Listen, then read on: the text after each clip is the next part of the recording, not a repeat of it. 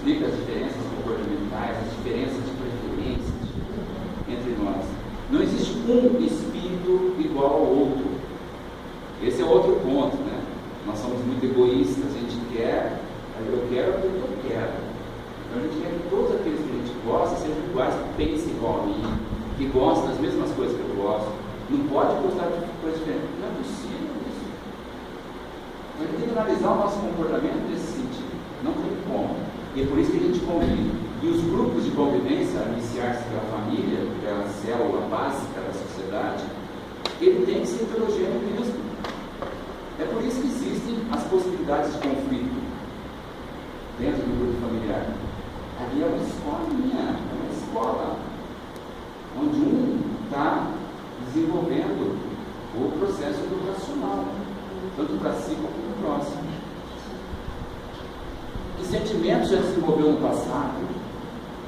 Já que a gente pergunta isso quando vê as criancinhas, os jovenzinhos que vêm aqui na evangelização infantil, por exemplo, no centro, ou por aqueles professores profissionais que estão lá nas nossas salas, nas escolas, nas nossas salas de aula. Sentimentos nobres, ideais elevados, vícios depreciativos, o vício que assola a nossa juventude hoje, não nasceu agora. Ele já vem com isso. Quando ele encontra um ambiente favorável, ele continua.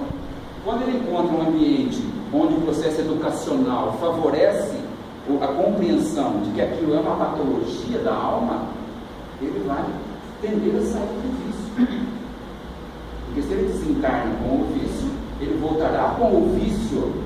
Quem sabe o próximo educador dele continuará ou conseguirá ajudá-lo a retirar, não a retirar. Não tenhamos essa pretensão. Ajudá-lo a retirar. Mas até onde vai? Existe uma meta superior a atingir, um objetivo supremo? Claro. Então esse é o papel da educação. Transformação, evolução do espírito. Então, segundo Dorian Conte, a educação é toda influência exercida por um espírito sobre o outro, no sentido de despertar um processo de evolução. Por isso que a gente disse, já dissemos, independentemente de sermos educadores profissionais, todos podemos ser educadores. Educador é isso. Influência exercida por um espírito sobre o outro, no sentido de despertar um processo de evolução. É a outra questão que o planeta, que os seres humanos precisam entender. Qual a razão precípua de estarmos aqui reencarnados? É evoluir. Mas por estar mergulhada no sono profundo, a sociedade humana ainda não entende isso. Mesma coisa, a gente perguntar o que é obter sucesso na vida. Obter sucesso na vida é ao final da nossa vida biológica, nós chegarmos à conclusão que nós galgamos degraus na evolução moral. E não é aumentar o patrimônio material, como é visto. Ter sucesso na carreira profissional, onde é doutor, é isso aqui. Faz parte, de forma natural, normal. Mas não é isso, o objetivo principal não é esse.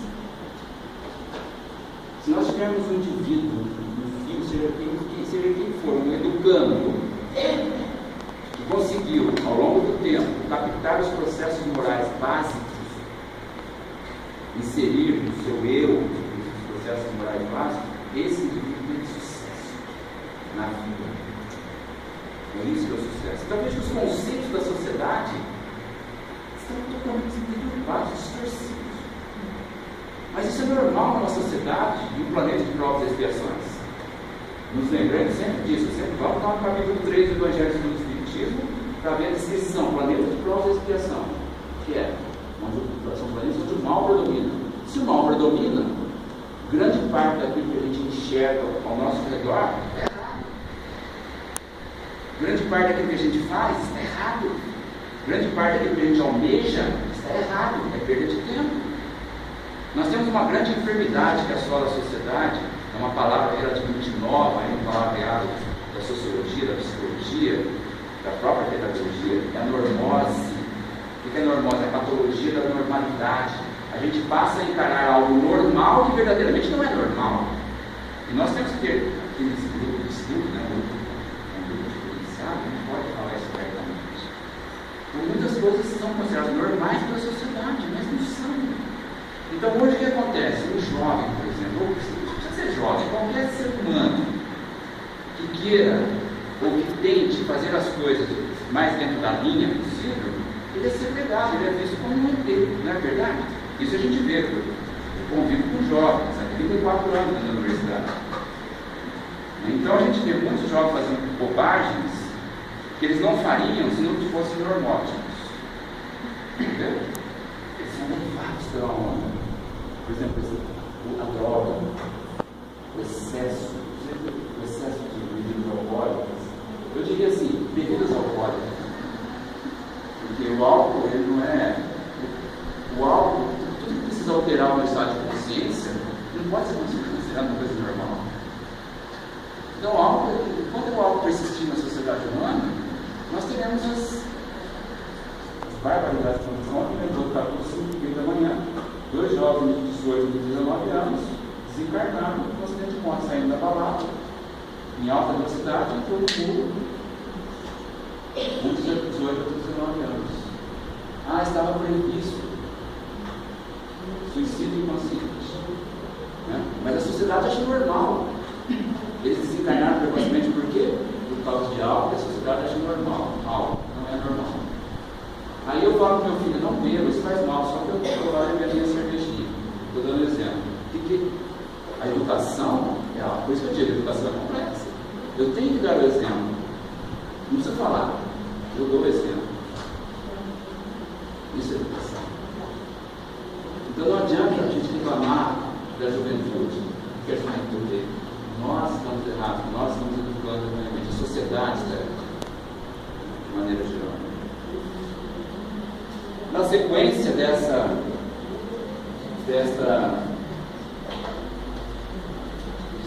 desse conceito de educação de Dorian Conte, ela diz: essa influência leva o educando a promover autonomamente seu aprendizado moral e espiritual. Autonomamente, vejamos bem isso. Trata-se de um processo sem qualquer forma de coação, pois o educador apela para a vontade do educando. Foi dito também, a Maria Inês falou, vontade. Nós estamos aqui agora porque nós temos vontade. E conquista de adesão voluntária para uma ação de aperfeiçoamento. Então, é o processo de autoconstrução. Nós incentivamos a criança, incentivamos o jovem a sua autoconstrução. Não impondo. Educação não é imposição de conceitos, não é doutrinação, aquela coisa quadradinha, fechadinha. É algo muito mais profundo, mais complexo. Então, educar é, pois, elevar, estimular a busca da perfeição, despertar a consciência, facilitar o progresso integral do ser, processo integral do ser. Então, quando a gente lê isso aqui, a gente já chega à conclusão. O processo educacional, convencional, aí além dos estudos espíritas, ele não é integral. Ele é dicotomizado, ele é um segmento. Ele é instrução para ensinos. A gente prepara o indivíduo para ser tal coisa, para ser um robozinho da sociedade, né? E nos molda da forma que eles querem que nós sejamos. É assim, é educação, é isso. Não deveria ser isso. Mas ainda nós vamos ficar ainda amargurados com isso um pouquinho, mas compreendendo que é assim mesmo. Então façamos a nossa parte. Olha que magnífico trabalho que vocês, evangelizadores infantis, evangelizadores jovens, né? Isso é uma coisa fantástica, o trabalho de vocês. Vocês têm que ter consciência disso. Eu digo que vocês porque eu não faço para vocês. Vocês estão praticando um processo pedagógico que não existe. Que grande parte da sociedade humana, mesmo dos pedagogos, cientistas da pedagogia, não tem condição de entender. como aqueles que trabalham na psicologia e não conhecem o além da matéria, eles praticam a psicologia incompleta. Porque eu não entendo o atrás, o antes, não entendo o depois. Mas essa questão é bom. Como a medicina, que não leva em consideração o lado espiritual, é uma medicina incompleta. O mecânico não precisa conhecer isso, porque o carro é matéria. Ou qualquer mecanismo, qualquer máquina. Nós não somos máquinas. Então o profissional da saúde, ele age, vou consertar seu coração, seu estômago, seu intestino, tudo bem, mas por trás de tudo isso existe um perispírito. Ali que estão gravados, está tudo gravadinho. O que acontece no perispírito não vai acontecer no corpo físico, é reflexo. Mas a medicina entende isso no momento? Não.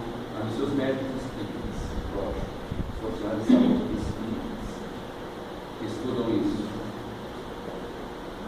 Essa é a realidade, por isso é uma dádiva vocês se dedicarem, e o trabalho de vocês, mesmo que assim, nossa, mas não faz tão pouco, eu evangelizo 10 crianças, 2 crianças, fazer uma, já é um grande trabalho, porque você está tentando fazer o processo, praticar um processo educacional real, completo.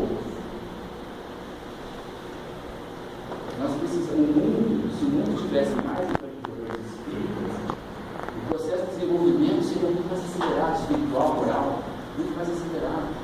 É magnífico, maravilhoso. Maravilhoso. É que, às vezes a gente precisa ouvir alguma coisa assim, porque a gente não se dá conta, né? Isso que no nosso dia a dia, naquela correria toda desse mundo moderno, não se dá conta da importância que a atividade de vocês, mais especificamente, tem nesse contexto. É fantástico. É maravilhoso. Vem em conta de tudo isso aí. Bom, agora eu vou passar rapidamente.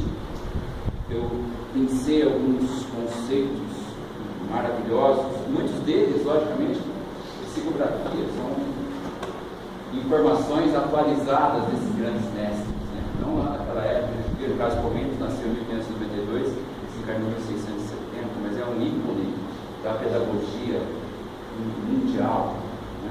Todos os tempos, um espírito muito avançado. Então vamos acompanhar esses pensamentos dele. Avistai ao longe as margens do futuro.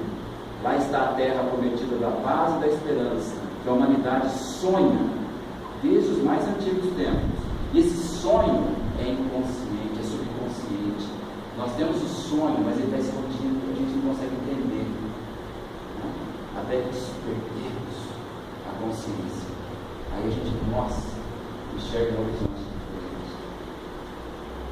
E aí, claro, e aí? Aí quem pode ajudar a despertar a consciência? O educador. Olha que bacana a responsabilidade que os educadores têm.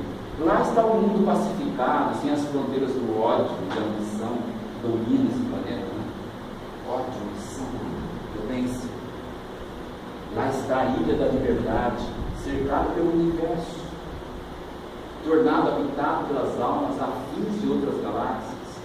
Nós não somos espíritos da Terra, nós estamos na Terra, nós somos espíritos universais. Talvez já tenhamos passado por outros planetas, se não passamos ainda, passaremos. Nós temos que ter essa visão, transcender os limites da matéria, transcender os limites do planeta Terra, transcender os limites do sistema solar. Nós somos espíritos do universo. Nós somos centelhas divinas.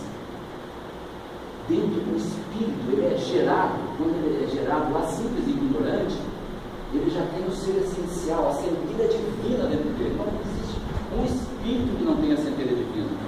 O grande segredo do educador, que cabe ao educador fazer, é fazer com que essa centelha enxergue, que essa centelha divina cresça e abafe os sentimentos egóicos.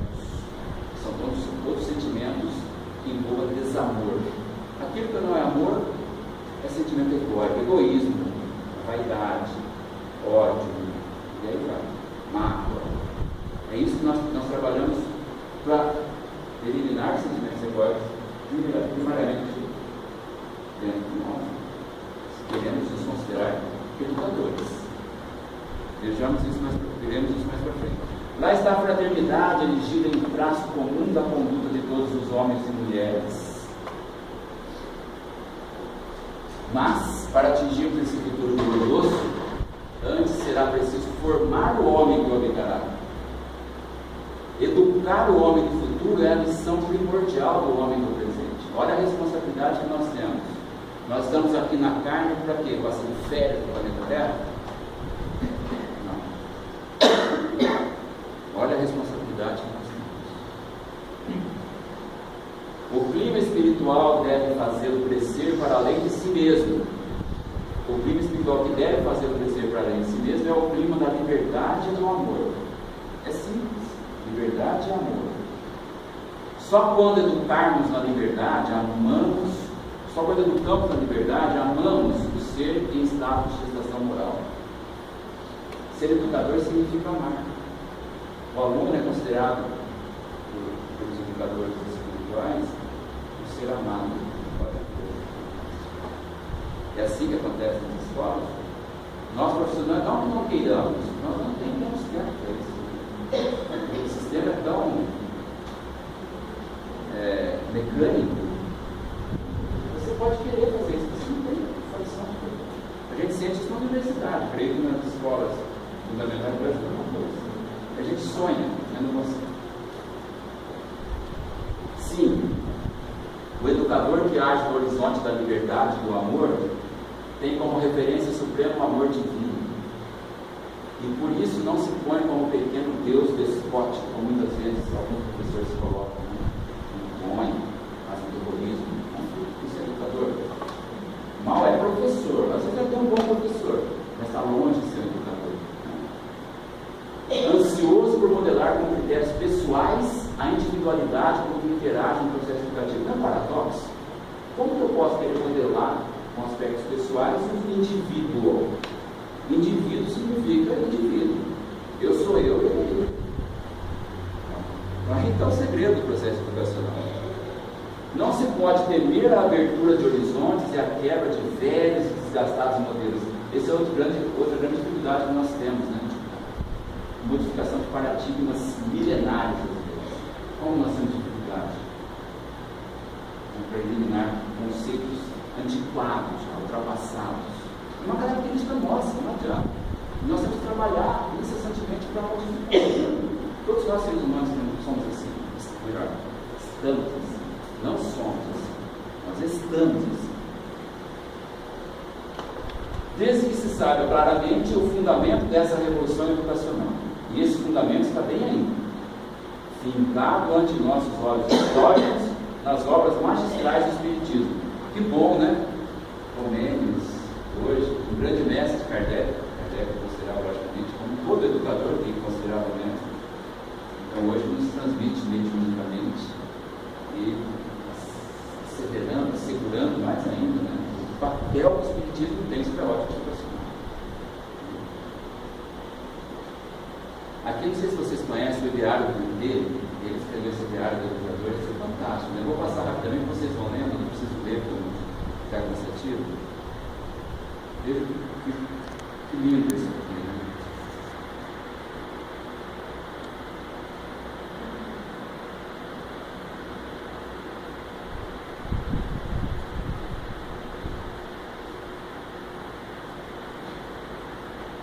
Esse quarto aqui é fantástico, né? Eu deveria escrever lá na parede da sala para poder ler. Amar sem apego. Esse é um grande problema que a gente precisa corrigir, não apego a tudo, seja a matéria, seja aos nossos irmãos. Apego é uma patologia da alma.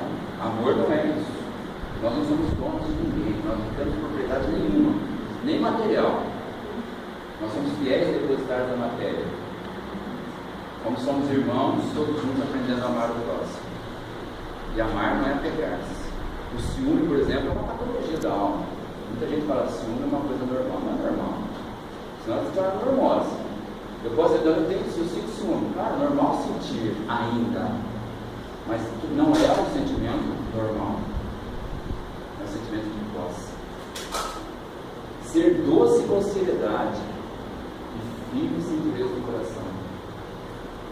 Por isso que eu aparentemente falo assim, poucas palavras, até para decorar. Vamos tentar aplicar isso na prática, para ver se é fácil.